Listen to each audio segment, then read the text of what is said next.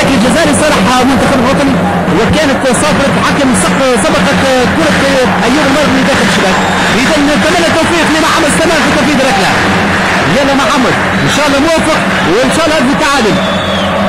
محمد سلمان يتقدم ويسجل. يسجل محمد سلمان هدف تعادل. هدف تعادل لصالح المنتخب الوطني عن طريق اللاعب محمد سلمان يوقع على الاول لصالح المنتخب الوطني من ركله من علامه الجزاء في تسديده قويه تعانق شباك الحارس كارباس ميريندا. اذا هدف مقابل بحث لقطات اعاده وترقب قبل التنفيذ من محمد سلمان والتسديد بكل قوه في الجهه اليمنى لحارس كارباس ميريندا.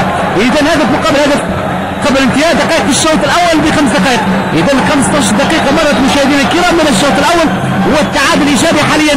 هدف ميريندا ويسدد الكره السهله لمحمد شريف، يلعب كره طويله ولكن التغطيه موجوده في اللحظات الاخيره عن طريق اللاعب دانيال في الخوجه الثاني الحوتي.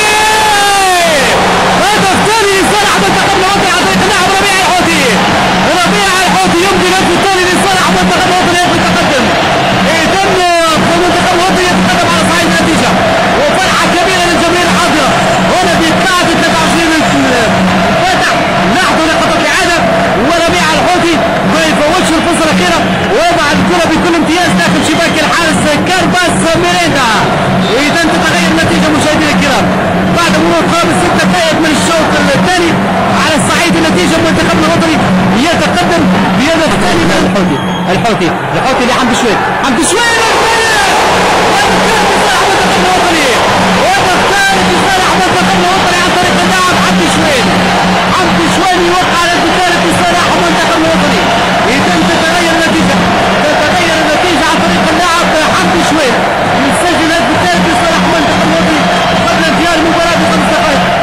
اذا 3 اهداف مقابل هدفين يحضر لقطات الاعاده. تسديده ارضيه ساحقه قويه تعانق شباك الحارس كارباس ميريندا. اذا 3 اهداف مقابل هدفين يتقدم من جديد المنتخب الوطني على صعيد النتيجه. لاحظوا الروح الرياضيه العاليه.